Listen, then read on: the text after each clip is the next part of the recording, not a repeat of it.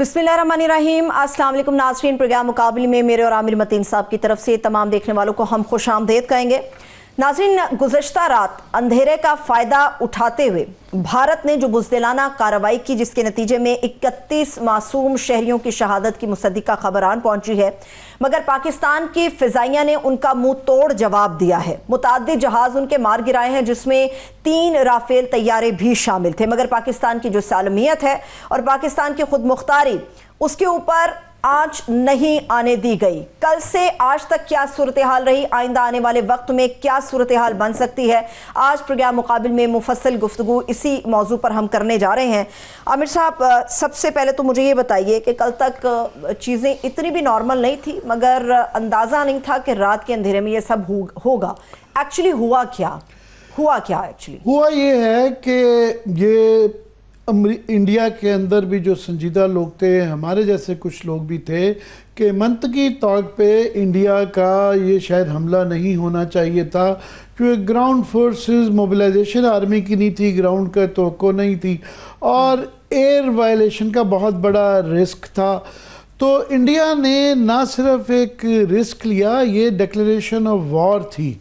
वो इसलिए declaration of war थी कि ये सिर्फ एलओसी के अंदर नहीं था। ऑफ कोर्स एलओसी के अंदर और वर्किंग बाउंड्री पे आप मुजफ्फराबाद, कोटली, उसके बाद जो है वर्किंग बाउंड्री के ऊपर जो है ये एलओसी में, और ये वर्किंग बाउंड्री पर सियालकोट, शकरगढ़। उसके अलावा असल जो ख़तरनाक जो रिस्क लिया इंडिया ने, वो इंटरनेशनल बॉर्डर जो शकरगढ़ से लेके कराची तक है, इंटरनेशनल बॉर्डर पे एक गोली चल जाए तो वो डिक्लेरेशन वॉर होती है। और उन्होंने लाहौर के ऊपर से मुरीद के जो है 100 किलोमीटर बॉर्डर से कह लें, फिर अहमदपुर शर्किया जो है 150 किलोमीटर बॉर्डर के अंदर, और जो है ये सियालकोट, और उसमें तो ये किस्म की जो है इंटरनेशनल बॉर्डर की जब ब्रीच की जाती है तो फिर ये एक वॉर, और ये न्यूक्लियर कंट्री है, ये किसी नहज पे भी ये मामला जा सकता था। मगर ये है कि अब उसके बाद जो पाकिस्तान ने रिटेलिएट किया, जो कि हमें तो उम्मीद थी, उनको ये उम्मीद नहीं थी कि 5 उनके अब तैयारे जो हैं वो गिराए जा चुके हुए हैं। और इस वक्त सूरत हाल है कि हमारे यहाँ हमने ग्राउंड सिचुएशन, हम इतने कॉन्फिडेंट बैठे हुए हैं, और जिस तरह ये प्राइम मिनिस्टर ने भी कहा कि 5 की जगह हम 10-12 भी गिरा सकते थे, मगर हमने वही तैयारे जो कि जिन्होंने पे लोड हमारे मुल्क के अंदर फेंका था, हमने सिर्फ उनको टारगेट करके 5 गिराए हैं। 5 के अंदर जो है हमारा ये है कि 3 राफेल हैं, और एक जो बठिंडा में राफेल गिरा है उसकी तस्दीक जो है फ्रेंच इंटेलिजेंस ने भी CNN को कर दी है कि जी बिल्कुल वो राफेल तैयारा था। अब ये है कि हमारे यहाँ तो अभी कमर्शियल फ्लाइट्स भी ओपन कर दी गई हैं, कल स्कूल भी खुल गए हैं, थोड़ी सी एहतियात जो है ब्लैकआउट्स की कुछ इलाकों में की गई है। मगर इंडिया इस वक्त जैम्ड है, उनकी जो कमर्शियल फ्लाइट्स भी तमाम रुकी हुई हैं, और उनको भी तयन नहीं कर पा रहा कि उनके साथ हुआ क्या है इस वक्त, क्योंकि ये जो 5 जो जेट्स का गिरना, ये मॉडर्न वॉरफेयर के अंदर भी कोई ऐसी इसकी मिसाल नहीं मिलती है। और इस वक्त ना सिर्फ कि इंडिया ये सोच रहा है कि हुआ क्या है, और उनको समझ नहीं आई, क्योंकि हमने ऐसे मौक़ों पे तफसील नहीं दी जाती कि आप अपनी सीक्रेट्स आउट नहीं करते हैं कि हमने किया क्या है।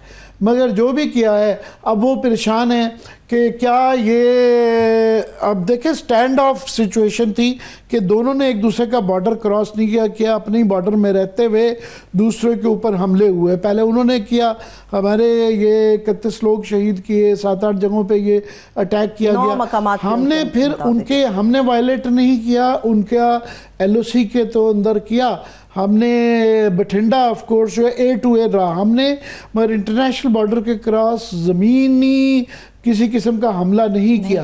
सो हमने इंटरनेशनल बाउंड्री का फिर भी ख्याल किया है, अपना दिफा किया। मगर इस वक्त वो ये तयन कर रहे हैं बैठे हुए, उनको समझ नहीं आ रही है, और जब तक समझ नहीं आएगी वो एक स्टैंड बाय पे रहेंगे, अलर्ट पे ही रहेंगे कि हुआ क्या है।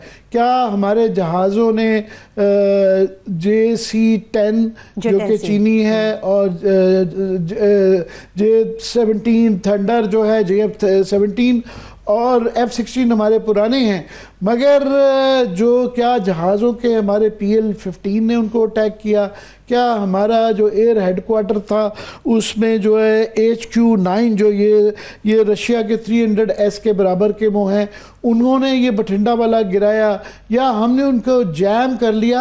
अब क्वेश्चन ये आ जाता है कि रफ़ाल दुनिया के जो है महंगे तरीन और सोफिस्टिकेशन की इंतहा, और ये काम तासुर था कि शायद चीनी क्योंकि अभी टेस्टेड नहीं था जहाज़, JC-10 अभी नया जहाज़ है, 2-3 साल पहले आया, राफेल जो है टेस्टेड है और वो गिर गया है। राफेल का एक दबदबा अब ये इससे पूरी दुनिया में इस वक्त आप देखें जो मिलिट्री इंडस्ट्रियल कॉम्प्लेक्स होता है वो हिल के रह गया है कि फ्रेंच और रशियंस उनके मुकाबले में चीनी जहाज़ों ने 5 जेट उनके गिरा दिए हैं। तो इस वक्त पूरी दुनिया ये सोच रही है और इसीलिए रफ़ाल का जो 6% जो है स्टॉक बैठ गया है और चीनी कंपनी जो चेंगडू कॉरपोरेशन जो है उसके स्टॉक्स ऊपर गए हैं। और ये पूरी दुनिया इस वक्त सोच रही है कि ये हुआ क्या है, कि इसको थ्योराइज भी कर रही है, अंडरस्टैंड करने की भी कोशिश कर रही है। तो एक किस्म का एयर इंडस्ट्री में और इलेक्ट्रॉनिक वॉरफेयर के अंदर ये तलातुम आ चुके हैं, इसको टेक्निकली भी समझ रहे हैं, मिलिटरीली इंडिया के लिए बहुत बड़ा धचका है। क्यों इसलिए भी धचका है कि आप देखें जो रफ़ाल तैयारा है ये तकरीबन $300 मिलियन का है, अगर 3 गिर गए हैं तो 900 ये लगा लें और एक जो है MiG-29 और एक Su-30 तो तकरीबन बड़ा इजीली आप कह सकते हैं $1 बिलियन का उनका एक दिन के अंदर नुकसान हो चुका है। $1 बिलियन आप समझ लें 280 पाकिस्तानी 280 अरब रुपया एक दिन के अंदर तो सिर्फ इन जहाज़ों में जा चुका है। दूसरा बेइज्जती और तीसरा अब इनसिक्योरिटी की उनको समझ नहीं आ रहा कि आगे क्या करना है। अब आगे करना क्या है वैसे आमिर साहब? आगे अब पाकिस्तान की तरफ से थोड़ा सा मैं ज़रूर कहूँगा कि इबहाम है कि जो इलामिया बताया गया है सलामती काउंसिल का, कौमी सलामती काउंसिल का जो वो आया उसके अंदर तो ये है कि जनाब हमने उनका अभी जो उनके जहाज़ गिराए वो हमने सेल्फ डिफेंस में गिराए और हम अपना अभी राइट जो है ना रिएक्शन का रखते हैं, उसको हमने जब भी अपने वक्त और अपने तरीके से उसका जवाब देंगे और मुसल्लह अफवाज को इसका इख्तियार दिया गया। मगर राना सनाउल्लाह का जो बयान टीवी के ऊपर चला उसमें उन्होंने कहा कि अगर इंडिया अब कोई शरारत नहीं करता, कोई एडवेंचरिज्म नहीं करता तो हम भी नहीं करेंगे। ख्वाजा आसिफ साहब का भी इस तरह इबहाम रहा कि जनाब इन्होंने हमारे आबी ज़खायर के ऊपर, ये एक बहुत बड़ी वायलेशन थी कि डैम जो नीरम झेलम को उसको निशाना बनाया गया। ये आप देखें 2-3 जंगों में भी ये एक एक्सट्रीम एक बहुत शदीद किस्म का एक अटैक होता है कि आप आबी वसाइल के ऊपर डैम्स के ऊपर करना। तो उन्होंने कहा हम भी इनके आबी वसाइल के ऊपर जो है फिर ये तो होगा। सो ये एक गवर्नमेंट की तरफ से मिक्स से मैसेज आए हैं, पता नहीं डिलिबरेट है या नहीं है। तो अभी जो है असूली तौर पे इसके बाद इंडिया मेरा नहीं ख्याल है कि वो कोई एडवेंचरिज्म करेगा, क्योंकि जहाँ जिस तरह 5 गिरे हैं तो मज़ीद भी गिर सकते हैं। मगर क्योंकि मोदी साहब जो है उनके सियासी अज़ाइम होते हैं, उनके अपने लोकल बिहार के इलेक्शन हैं, तो वो उनका अटैक करना भी ये गैर मंतकी था। अगर आप वॉरफेयर की या सियासत की या इंटरनेशनल जो असूल होते हैं उसके मंतक से जाएं तो उनको ये अटैक उनके अपने लोग, हम प्रवीण सोनी जो है उनको बड़ा संजीदा आदमी समझते हैं, उनका ये कहना था कि वॉर नहीं होगी क्योंकि ये जो है इंडिया अफोर्ड नहीं कर सकता, उनकी मॉडर्नाइजेशन अभी नहीं हुई, उनका अभी जहाज़ ज़रूर उन्होंने ख़रीद लिए हैं रफ़ाल के 36 के करीब जहाज़, मगर उनको भी इनकॉर्पोरेट नहीं किया। उनके यहाँ एक इशू ये है कि उनके यहाँ वेस्टर्न टेक्नोलॉजी, ये जो उनके पास पहले रफ़ाल फ्रेंच प्लेन्स ज़्यादा हैं, 36% के करीब फ्रेंच उनके पास जहाज़ हैं, फिर 30 से 35% उनके पास रशियन है। सो उनका मिलाप करना, उनको इंटेग्रेट करना उनके लिए वेस्टर्न और रशियन टेक्नोलॉजी को बड़ा, हमारा ये है 80% जो है हमारे जो F-16 हैं वो 40-50 साल पुराने हो चुके हुए हैं, तो वो मगर हमने उनको थोड़ा सा शेप में रखा हुआ है, मगर लार्जली अब हमारा चाइनीज़ है, हमारे जहाज़ भी ज़्यादा 80% के करीब जो हैं वो चाइनीज़ हैं।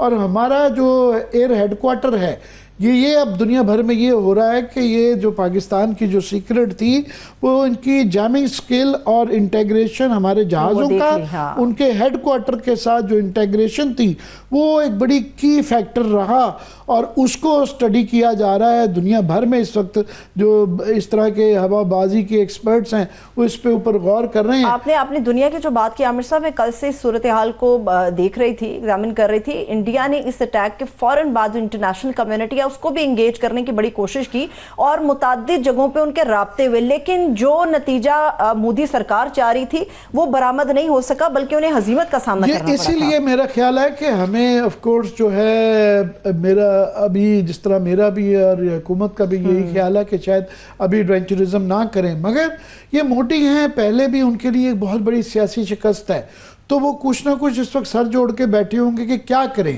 क्योंकि इधर वे अगर वो एक्सेप्ट कर लेते हैं तो भी उनकी बड़ी अजीमत है, नहीं करते तो आगे एडवेंचरिज्म, क्योंकि जो पहले 5 जेट गिर चुके हैं ये 10 भी और गिर सकते हैं और ये फिर एस्केलेशन किसी लेवल पे भी जा सकती है। दोनों न्यूक्लियर कंट्रीज हैं, तो इसलिए खतरा भी है। चलिए गुफ्तगू में अपने मेहमान को भी हम शामिल करते हैं। इस वक्त सीनियर तज्जियाकार जाहिद हुसैन साहब हमारे साथ मौजूद हैं। सर बेहद शुक्रिया आपके वक्त के लिए। जी जाहिद, पहले तो मैं ओवरऑल चाहूँगा आप एक ओवरव्यू दें कि ये जो पिछले 24 घंटे में जो हुआ है इसको आप कैसे देखते हैं, ये क्या हुआ है और आइंदा आप क्या खदशात हैं?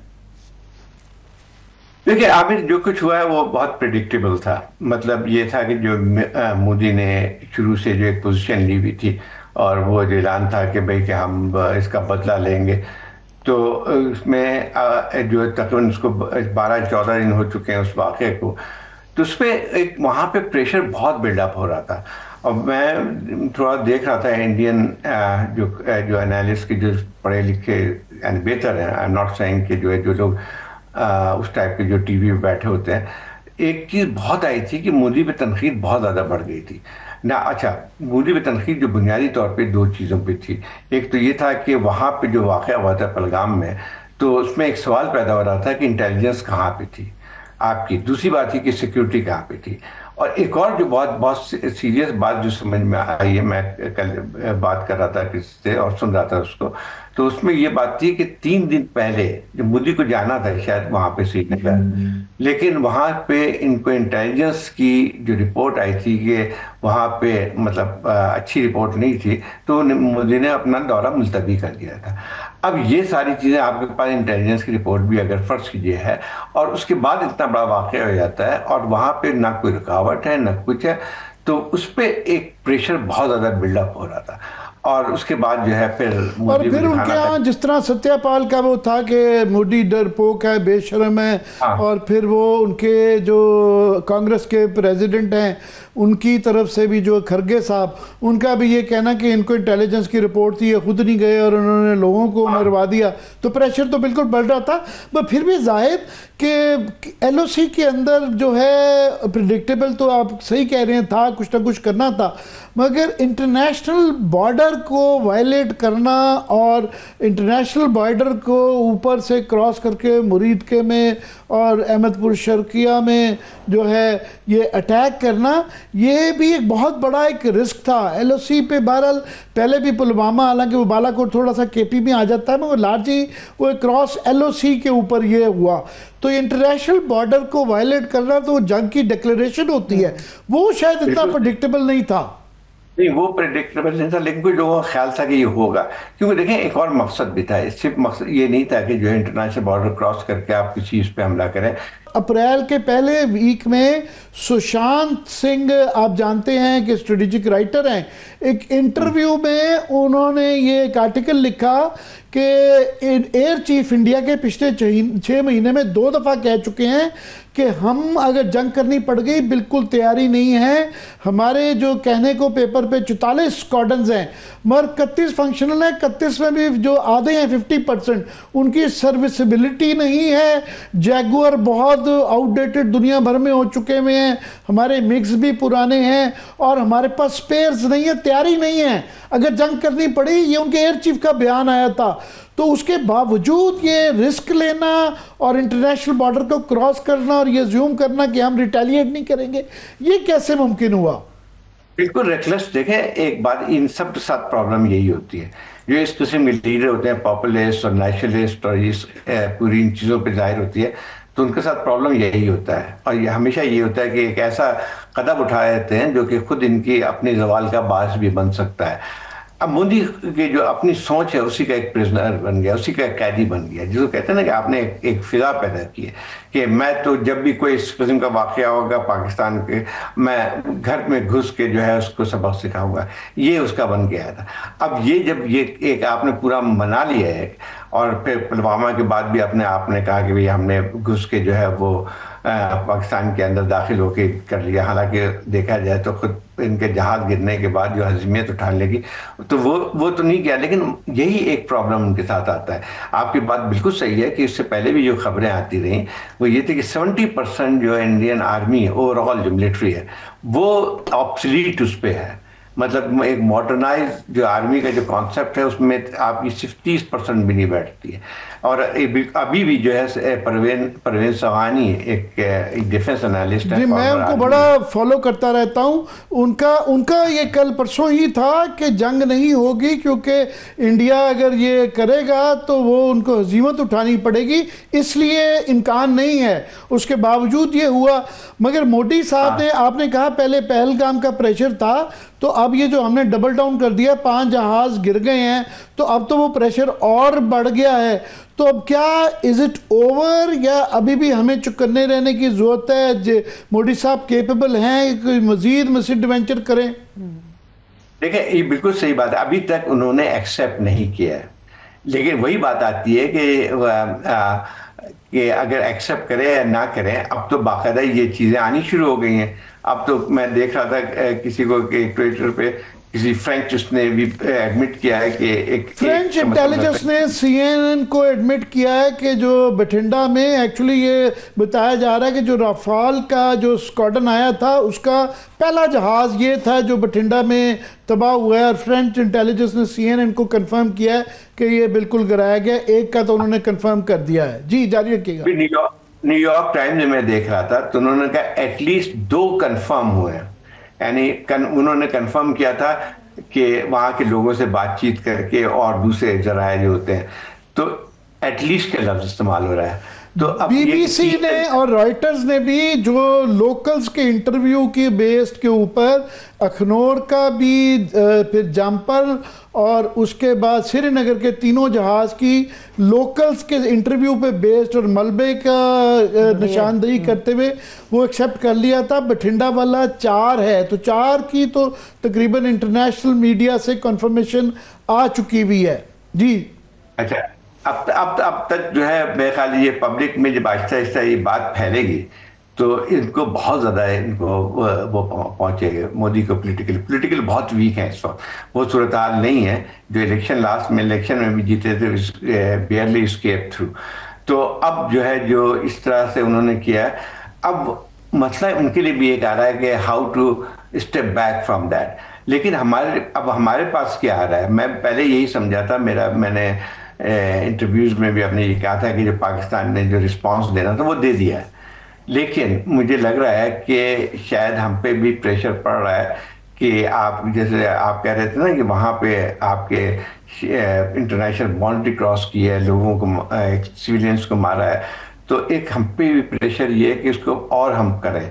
तो ये एक ऐसी सूरत हाल होगी, और हमेशा इसी किस्म के हालात में ये बात पैदा होती है कि आप जंग एक चीज़ शुरू तो कर सकते हैं, लेकिन उसको ख़त्म करना या उसके आउटकम को आप प्रिडिक्ट नहीं कर सकते हैं। और एग्जैक्टली वही सिचुएशन आप सामने नजर आई। अब मुझे बताइए कि अभी तो ये शुरू है ना, ये सारी चीज़ें आप आहिस्ता आहिस्ता आ रही हैं अबाउट इंडिया के जितने जहाज़ के बारे में, राफेल के बारे में, तो ये तो वहाँ पे सिंकिन तो होगा। यानी कल रात तक तो शायद नहीं था, कल रात तो जाहिर जब ये हो रहा था तो मैं इंडियन चैनल के ऊपर आपकी तरह नज़र रखता हूँ, तो मैं उनके लाइव चैनल जो है ना इंटरनेट के ऊपर देख रहा था।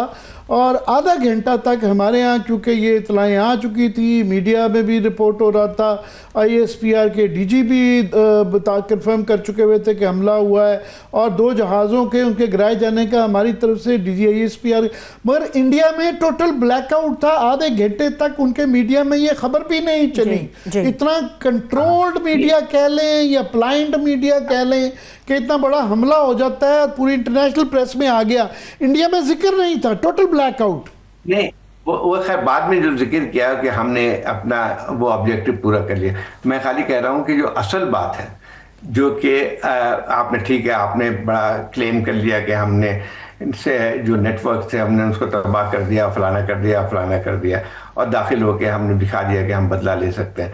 लेकिन असल जो चीज़ जो है वो तो अभी तक सही तौर पे वहाँ सिंक इन नहीं हुई है, वो है जहाज़ों का गिरना।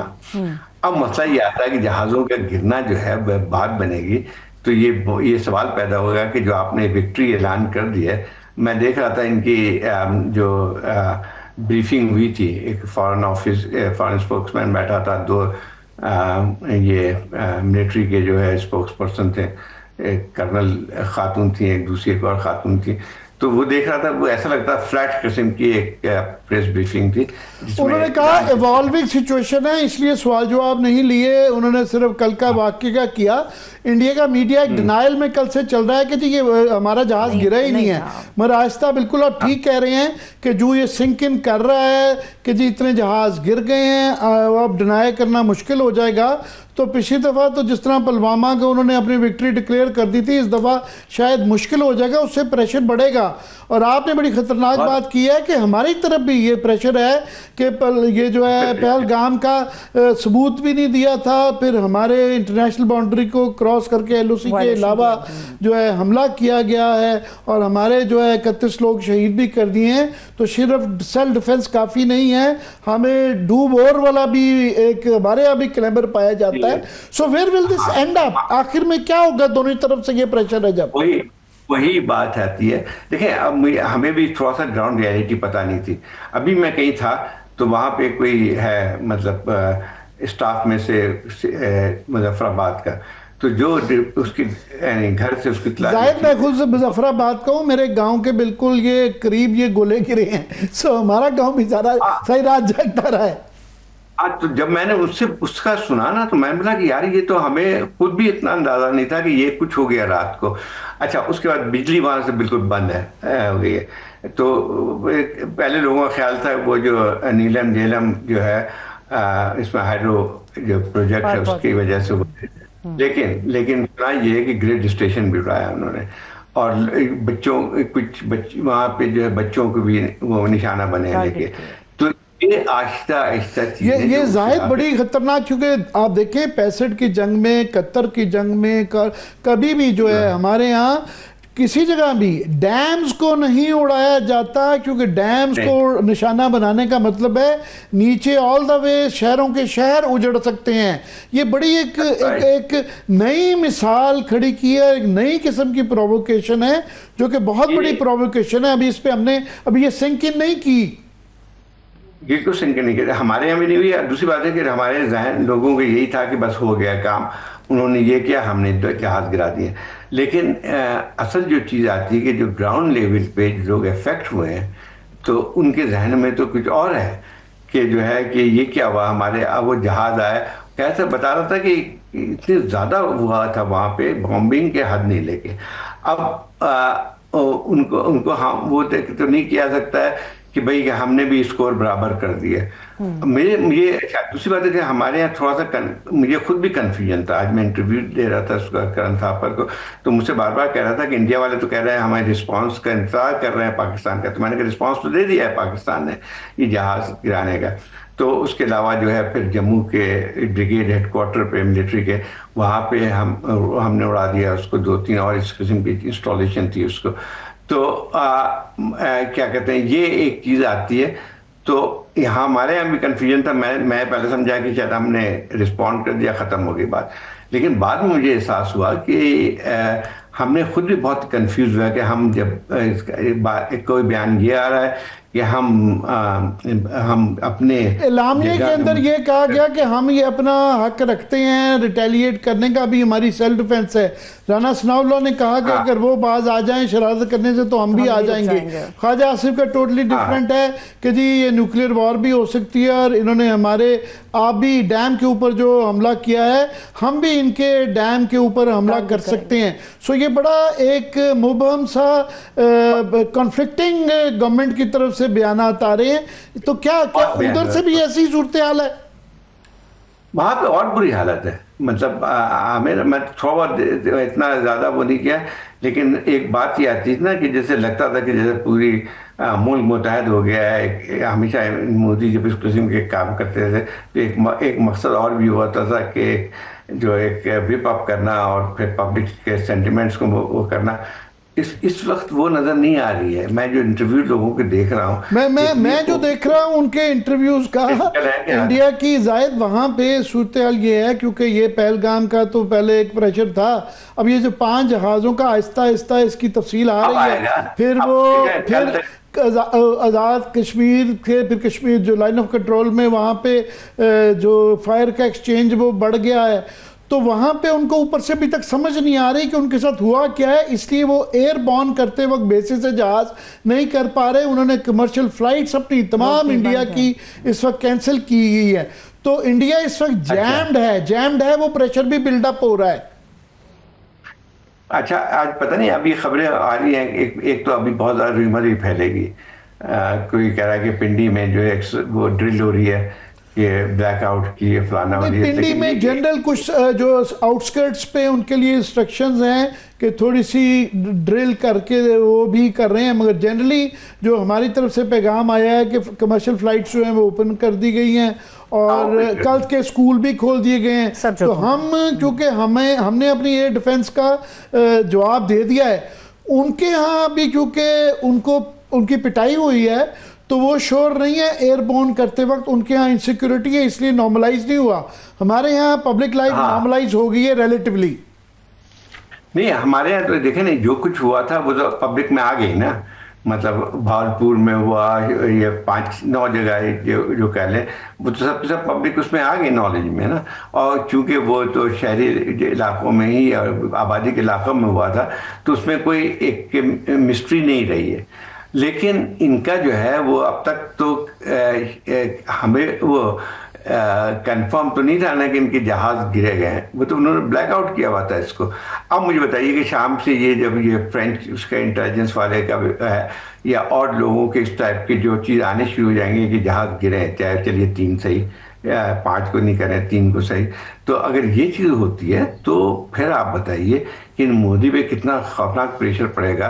कि आप तो कहते थे कि हमने इनको सबक सिखा दिया है, सबक किधर सीखा? तो ये एक अभी देखना है। मुझे लगता है कि आज रात बहुत ही अहम है इस लिहाज से। जी अहम तो है, मगर अभी नंदन वाला भी उन्होंने अल्टीमेटली हजम कर लिया था, क्योंकि नज़र आ रहा था अगर एस्केलेट होगी तो उनका मज़ीद नुकसान होगा। और अभी जो सूरत हाल एक गैप नज़र आ रहा है दोनों तरफ की टेक्नोलॉजी का, कि वो मज़ीद भी इस तरह का होगा। तो यहाँ जो है हमने जिस तरीके से प्रूव कर दी अपनी कैपेबिलिटी, तो वो कोई सिवाय ये इसको हज़म करना जो है इधर वे उनके लिए प्रॉब्लम है। हज़म करते हैं तब प्रॉब्लम है, नहीं करते हैं तब प्रॉब्लम है। सो मेरा ख्याल वो बिल्कुल आप सही कह रहे हैं, चौकन्ने रहने की तो ज़रूरत है। दूसरा, मोदी क्योंकि वो उनको मंतकी तौर पे अंडरस्टैंड भी नहीं किया, मंतकी तौर पे करते तो ये वाकई ना होता। वो सियासी सोच रखते हैं, उनके सियासी मफादात भी हैं, इंटरेस्ट भी हैं, बिहार का इलेक्शन भी है, तो लिहाजा कुछ भी अभी वेट एंड सी करना पड़ेगा। आप ये कह रहे हैं? बहुत बिल्कुल। अभी यही है कि situation still very serious, flux में है। ये कहना कि अब ओवर हो गया है, अब आप मेरे ख्याल डिफ्यूज हो जाएगी सिचुएशन। मगर जाहिर इंटरनेशनल ये मैटर करता है। हालांकि जब इंडिया ने जो करना था उन्होंने किसी की परवाह नहीं कर लिया। मगर आज जो पहले भी पुलवामा के मुकाबले में इस दफ़ा पिछली दफ़ा जनरली उनको जो है इंडिया की सपोर्ट अमेरिकन ने भी जब बहुत एस्केलेशन हुई थी तब इंटरवीन किया था। मगर इस दफ़ा पहले भी और अब भी उनके स्टेट डिपार्टमेंट पेंटागन का थोड़ा सा मूड डिफरेंट रहा। मगर ट्रंप की तरफ से तो किसी किस्म की इंडिया को पजीराई नहीं मिली, रशियन न्यूट्रल रहा और बाकी सब भी न्यूट्रल हैं। चीन की हमारे लिए ओवरवेलमिंगली सपोर्ट आई है, तो अभी ये बेटर करती है इंडिया के लिए।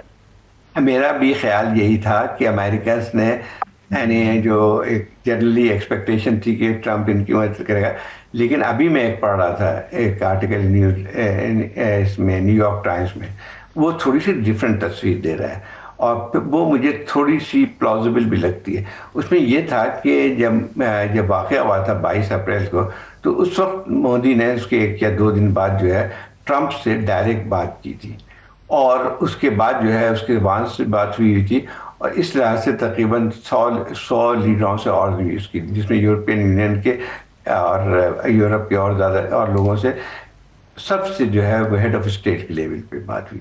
तो इसमें जो मैं कॉलम में आर्टिकल में देख रहा था, उसमें ये बात थी कि जो है वो मोदी ने इस वजह से किया है कि ट्रंप ने कि जो बातों से उसको एक लिहाज से ग्रीन सिग्नल मिल गया था।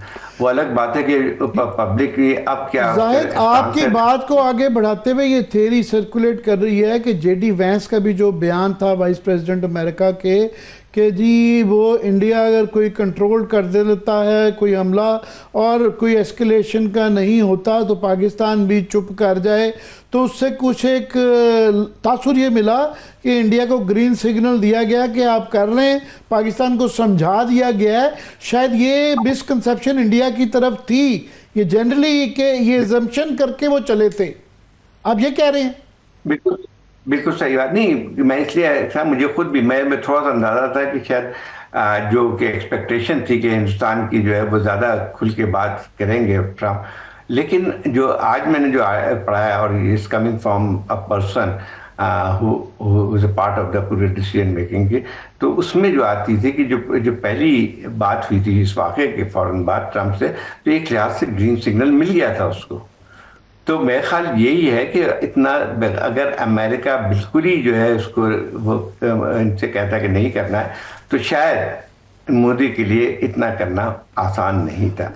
लेकिन जो ये बात कर रहे हैं ना वो ये सारी चीज़ें हैं, लेकिन इस वक्त जो इंडिया में सबसे ज़्यादा चीज़ जो उभर के आई है उसमें जैसे आप पहले भी बात कर रहे थे कि जो वहाँ के जो अब एक जो डिफेंस एनालिस्ट हैं जो कि समझदार टाइप के जो हैं, उनकी तरफ से जो एनालिसिस आ रही थी कि आप जिस बात को इतना आसान समझ रहे हैं कि पाकिस्तानी फौज को बस हम ये कर देंगे वो कर देंगे, वो गलत है।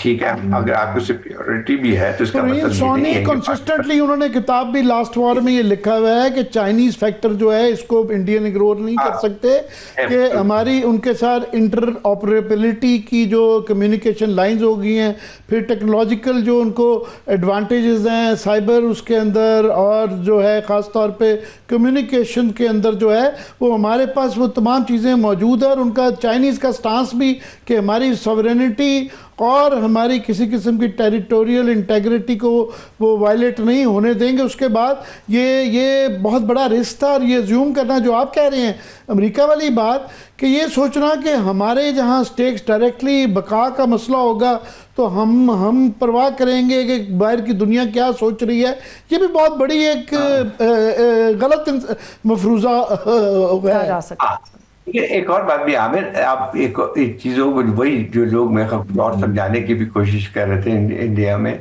कि, और मैं अब जितना देख रहा हूँ पढ़ रहा हूँ चीज़ों को, देखिए पूरी जो है डायनेमिक्स चेंज हो गई है वॉर की। ये नहीं है जैसे पहले डॉग फाइटिंग होती थी, फर्ज कीजिए जो है ये एयरफोर्स की, लेकिन अब डॉग फाइटिंग का ज़माना नहीं है। इट इज़ बेसिकली वॉर जो है सारी की सारी वो है टेक्नोलॉजी की। टेक्नोलॉजी को देखें, यही है कि राफेल वर्सेस G17, हमारे पास जो मिसाइल हैं वो ज़्यादा सुपीरियर थे। यही इस वक्त मैं आपके ज्वाइन करने से पहले कह रहा था कि इंडिया भी सर जोड़ के बैठा है। पूरी दुनिया के जो डिफेंस एक्सपर्ट्स हैं वो इस बात पे ही इस वक्त गौर फिक्र कर रहे हैं, क्योंकि राफेल जो है उसकी जो स्टेल्थ कैपेबिलिटीज़ हैं और उसकी अपनी जो स्पेक्ट्रा इलेक्ट्रॉनिक वॉरफेयर स्वीट जो है वो रेडार की डिटेक्शन को इवेड करता है। तो उसको ओवर पार करना और एक लेस नोन जो J-10C 2-1 साल पहले जहाज़ आया है, तो एक यहाँ बहुत बड़ा कोई ब्रेक थ्रू हुआ है कम्युनिकेशन वॉरफेयर के अंदर, और ये छोटी डेवलपमेंट नहीं है, पूरी दुनिया में इस पे गौर हो रहा है। इससे बहुत लोगों को सबक मिल रही है कि देखें कि टेक्नोलॉजी में चाइनीज कितने आगे आ गए हैं। अच्छा, दूसरा ये कि जो पूरा जो जंग का जो कॉन्सेप्ट है वो बिल्कुल चेंज हो चुका है। इसकी सिर्फ आपको न्यूमेरिकल स्ट्रेंथ से उससे काम नहीं चलती है, आपके पास जो है वो आपके चंद चीज़ें भी हों और हाईली टेक्निकल और ये इलेक्ट्रॉनिक इसमें आर्टिफिशियल जो इंटेलिजेंस वाली से चलने वाली जिसको चिप्स वाला कहते हैं, the war will entirely depend on that. अब मसला ये है कि इस वॉर ने एक और चीज़ जाहिर कर दी कि पहले भी एक बात साफ नजर आई थी कि चाइनीज़ अगर बराबर नहीं अमेरिका के लेकिन बहुत तेज़ी के साथ करीब आ रहे हैं अमेरिका में, कि जो है वही आर्टिफिशियल इंटेलिजेंस के हवाले से ये चिप्स के हवाले से। तो लेकिन इस पूरे राउंड ने हिंदुस्तान और पाकिस्तान ने बहुत ज्यादा हैरानी की बात जाहिद तो ये है कि ये पूरी दुनिया बहरहाल इसकी बात कर रही थी कि चाइनीज की ये कैपेबिलिटीज अमेरिका उससे खाइफ है, तो इंडिया वाले ये गौर नहीं कर रहे। हालांकि इंडिया में भी जो संजीदा लोग हैं इसकी बात कर रहे थे, ये बहुत बड़ा रिस्क लिया। जाहिद हमारे साथ ही रहिएगा, ये वक्फा लेने का कह रही है, वक्फे के बाद जरा दाखिली मसाइल भी हल कर लेंगे कि सुप्रीम कोर्ट से खास तौर पर इस दौरान में ही जो एक फैसला आ गया उस पर भी बात करना जरूरी है। थोड़ा सा ब्रेक ले लेते हैं। जाहिद हुसैन साहब हमारे साथ ही मौजूद रहेंगे, बॉर्डर की सूरत हाल और पाकिस्तान और इंडिया की जो तनाव है उसके मामला को डिस्कस, इंटरनल पॉलिटिक्स के इश्यूज हैं, खासतौर पर अदालतों के जो मामला है उसके ऊपर बात करेंगे। हमारे साथ रहिए।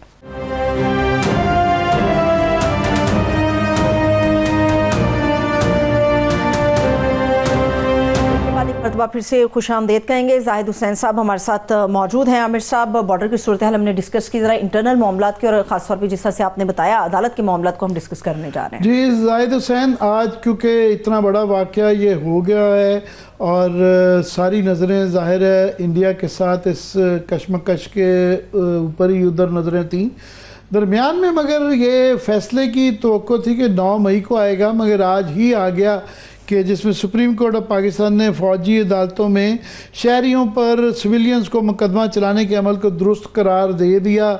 ये इंटर कोर्ट अपील थी जिसके अंदर 7 मेंबर का इन्हीं बेंच था, 5 ने वफाक और 2 जजेस ने इसके ख़िलाफ़ राय दी। जस्टिस जमाल बंदोखेल और जस्टिस नईम अशरफ खान ने अक्सरियती फैसले से इख्तलाफ करते हुए अपीलें खारिज की और कहा कि ये बुनियादी हकूक़ के ख़िलाफ़ है। मगर बुनियादी जो फ़ैसला इंटर कोर्ट अपील के अंदर जो अक्सरियती फ़ैसला है उसमें सिविलियंस के अलाउ कर दिया गया है। क्या मिलिट्री कोर्ट्स के अंदर उसमें क्या कहेंगे जाहिद? मेरे ख्याल ये एक्सपेक्टेड था। अगर आप देखें थ्रू आउट जब ये प्रोसीडिंग चल रही थी तो आपको याद होगा कि जो एक फैसला इंटरिम से आया था, नॉट बेसिकली जजमेंट नहीं थी, कि जब उन्होंने अलाउ कर दिया था कि जो लोगों के मुकदमात ऑलरेडी चल रहे हैं उस मिलिट्री कोर्ट में, तो आप उनकी सज़ाएँ जो भी हैं यह उसको आप अनाउंस कर दें। तो वही एक साफ जाहिर था कि जब आपने ये बात कह दी है तो फिर जो है ये शायद लगता नहीं था कि जो है आप जो पहला फैसला था सुप्रीम कोर्ट का कि एक लिहाज जो खिलाफ जाता था मिलिट्री कोर्ट के, वो तो नहीं होना था। और इस वक्त आना यकीनी बात ये है कि जो हालात हैं इस वक्त तो उसमें लगता यही है कि इसके असरात भी पड़ेंगे, क्योंकि जब आप जिस किस्म के फैसले करते हैं तो इस वक्त जबकि ज़रूरत इस बात की थी हालात की वजह से, एक्सटर्नल फैक्टर्स की वजह से, कि कुछ ना कुछ इत्तेहाद होना चाहिए, वो फिर ख़त्म हो जाता है। ठीक है, अगर मैं आमिर साहब आप इजाज़त दें, जाहिद साहब तो साथ हैं ही हमारे साथ इस वक्त माहिर कानून बैरिस्टर साद रसूल भी ज्वाइन कर चुके हैं। बैरिस्टर साहब थैंक यू सो मच आपके वक्त के लिए। जी साथ ये मिलिट्री कोर्ट के अंदर जो है सिविलियंस के उसके ऊपर क्या कहेंगे? सॉरी ज़रा हमारी लेट रब्ता हो सका आपसे। आमिर साहब बहुत शुक्रिया, it's a pleasure to be on your show. Sir ये बड़ी एक अजीब सा लम्हा है। हम जिस तरह भी जाहिद साहब भी फरमा रहे थे, एक बड़ा अजीब सा लम्हा है पाकिस्तान की अदालती तारीख के अंदर भी, पाकिस्तान की आइनी और कानूनी ट्रैजेक्टरी के अंदर भी, और जैसे कि हम आजकल पिछले 2 दिन से देख रहे हैं पाकिस्तान के एक नेशनल सिक्योरिटी पर्सपेक्टिव के अंदर भी। तो हम इसमें जहां पे बहुत सारी और इम्पोर्टेंट चीज़ों पे बात कर रहे हैं, हमें अपने इंटरनल इश्यूज के ऊपर भी इम्प्रूवमेंट के पर्सपेक्टिव से, कंस्ट्रक्टिव क्रिटिसिज्म के पर्सपेक्टिव से बात खुल के करनी चाहिए। और बात यह है कि पाकिस्तान में बहुत अरसे से इस बात पे वी वर ऑल फेयरिंग। मैं इसमें दो गुजारिशात करता चलूं आपकी इजाज़त से। अदालत के सामने दो किस्म के सवालात मौजूद थे। एक ये कि क्या किसी सिचुएशन के अंदर भी मिलिट्री कोर्ट के अंदर सिविलियंस का ट्रायल हो सकता है या नहीं हो सकता। ये कानूनी आईनी पहलू है जिसके अंदर बाय द वे आर्गुमेंट्स किए जा सकते हैं कि ऐसी सिचुएशन पैदा हो सकती है जहां पे किसी सिविलियन का मिलिट्री ट्रायल हो। फॉर एग्जांपल, अगर जैसा कोई शख्स पाकिस्तानी नेशनल हो तो क्या उसका किसी मिलिट्री कोर्ट के अंदर ट्रायल हो सकता है। अगर कोई न्यूक्लियर साइट के ऊपर खुदा न खास्ता अटैक कर दे तो क्या मिलिट्री ट्रायल हो सकता है। तो ऐसी सिचुएशंस शायद पैदा हो सकती हैं कानून में जिसमें आप एक सिविलियन का मिलिट्री ट्रायल करें। दूसरा सवाल अदालत के सामने यह था कि क्या ये वो ऐसी सिचुएशन है जिसके अंदर 9 मई के हादसात ऐसी सिचुएशन है जिसके के अंदर लोगों का मिलिट्री ट्रायल हो सकता था। उम्मीद ये की जा रही थी कि अगर किसी वजह से अदालत पहले सवाल में हाँ भी कर दे कि हाँ कुछ ऐसी एक्सेप्शनल सिचुएशंस हो सकती हैं जहां पे सिविलियंस का मिलिट्री ट्रायल हो, तो शायद वो ये होल्ड करेगी कि ये 9 मई का वाकया उस जुमरे के अंदर नहीं आता, ये उस तरह की सेडिशन नहीं थी, उस तरह का क्राइम नहीं था। 7 बड़े कम लोग रह गए हैं कि जिन्होंने उम्मीदें लगाई हुई थी 26वीं आईनी तरमीम के बाद और आईनी अदालतों के बाद। इतने ज़्यादा कुछ हो चुका है, पुलों में नीचे से इतना पानी गुजर गया है कि उम्मीद रखने वाले बड़े कम लोग हैं आप जैसे। क्यों आपने ये उम्मीद लगाई हुई थी? देखिए, मैं आमिर साहब आपकी बात से पूरी तरह एग्री करता हूँ। 26वीं तरमीम के बाद रोज जो कुछ बची खुची उम्मीद एक ऐसे आईनी स्ट्रक्चर से है जो पाकिस्तान में अवाम के हुकूक का दिफा करेगी, ताकतवर के अगेंस्ट जो कमज़ोर लोग हैं उनका दिफा करेगी, जो मजलूम का, कमज़ोर का, शहरी का उनके बुनियादी हुकूक के मुताबिक दिफा करेगी। उम्मीद थी कि शायद अदालतें अपने इस काम में अब फिडेलिटी दिखाएंगी, लेकिन 26वीं तरमीम के बाद आपने बिल्कुल दुरुस्त कहा कि हर नए फैसले से, जिस तरह के आज के फैसले से, ये उम्मीद अगर मिट नहीं गई तो कम ज़रूर होती जा रही। Ji Zahid, last words on this आपका? बिल्कुल सही बात है। देखें, इस वक्त it's the worst time for this kind of judgement. एक तो ये बात हुई। दूसरी बात ये है कि इसने और एक चीज़ को एक्सपोज कर दिया कि जो 26th अमेंडमेंट या उसके बाद जितनी भी तब्दीलियाँ लाई हैं, जिस तरह से लाई गई हैं अदलिया में, उसके बाद अब इस बात की तवक्का शायद ना होने के बराबर है कि किसी भी एक सही फैसले या जो है कानून के मुताबिक या आइन के मुताबिक फैसले होंगे, बल्कि अब तो सिर्फ पोलिटिकल विम्स की बुनियाद पे होंगे। मेरे ख्याल ये इसका इससे ज़्यादा बड़ी मिसाल और क्या हो सकती है कि एक फैसला आता है उसको आपने पूरा चेंज कर दिया, और इसके अपने रिपरकशन बहुत होंगे लॉन्ग टर्म पे। अभी तो होंगे, जो कुछ भी देख लेते हैं हम वक्ती तौर पे, तो शायद ये लोग बेस्टर साहब जाहिद के ये जो ये कह रहे हैं लॉन्ग टर्म इसके कॉन्सिक्वेंसेस, एक तो ये है कि 21 दिसंबर को 20 मुलजमान को 10 साल कैद हुई, जबकि 26 दिसंबर को सान खान न्याजी समेत 60 मुलजमों को 10 साल कैद हो गई।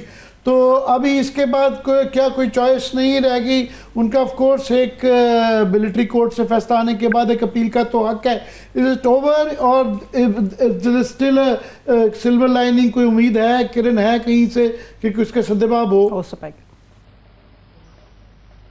देखिए आमिर साहब, मेरा ख्याल है कि स्मॉल विक्ट्रीज तो अभी भी हो सकती हैं। ये हो सकता है कि किसी शख्स को, किसी मुल्जिम को या मुजरिम को जो या कन्विक्शन जिसकी हो गई है या जिसकी जो अभी अक्यूज्ड है, कि उसकी कन्विक्शन हो जाए मिलिट्री अदालत से और किसी बेसिस पे इस मुकदमे में या उस मुकदमे में किसी पर्टिकुलर फैक्ट्स की बेसिस के ऊपर से उसकी डिसीजन चेंज कर दी जाए। तो कुछ उम्मीद तो बाकी है, लेकिन आज के फैसले की जो सबसे ज़रूरी बात थी वो ये थी कि हम किसी एक पर्टिकुलर ट्रायल, किसी एक मुकदमे, किसी एक मुल्जिम की नहीं, बल्कि एक प्रिंसिपल की बात कर रहे थे कि क्या हम एक ऐसे आइनी स्ट्रक्चर के अंदर रहते हैं जहाँ पे सिविलियंस जब कोई क्राइम करते हैं तो उनको हमारी रेगुलर अदालतों के अंदर ट्राई किया जाता है, या हम एक ऐसे कॉन्स्टिट्यूशनल स्ट्रक्चर में रहते हैं जिसमें सुप्रीम कोर्ट तक से अगर यह सवाल पूछा जाए कि क्या कुछ लोग जो अपने आप को सियासी वर्कर्स कहते हैं, इदारे उनको जो इन्वेस्टिगेट कर रहे हैं वो इनको दहशतगर्द या दीगर चीजें कहते हैं, लेकिन ये सिविलियंस हैं, पाकिस्तानी हैं, क्या इनको मिलिट्री कोर्ट के अंदर ट्राई किया जा सकता है? आज के फैसले तक उम्मीद ये थी कि हम एक प्रिंसिपल पे स्टैंड करेंगे, वो उम्मीद अब टूट गई। लेकिन इसका ये मतलब नहीं कि किसी भी एक मुकदमे में एविडेंस पे कल को जरूरी नहीं कि जितनी भी आज कन्विक्शंस हैंड डाउन की जाएं वो सारी अपहोल्ड हों। अपीलों में कुछ चीजें तो जरूर टर्न डाउन होंगी। जाहिद, ये अभी हमने भारत को सबक तो सिखा दिया, मगर जिस तरह आप कह रहे थे कि अभी ये मामला पूरा टला नहीं है, और जब टलता नहीं है इस तरह के मामला में कौमी यकजहती की ज़रूरत होती है, और इसके अंदर स्टिल पीटीआई को ऑन बोर्ड रखना और इमरान खान को भी बीच में मशावरत में रखना ज़रूरी है।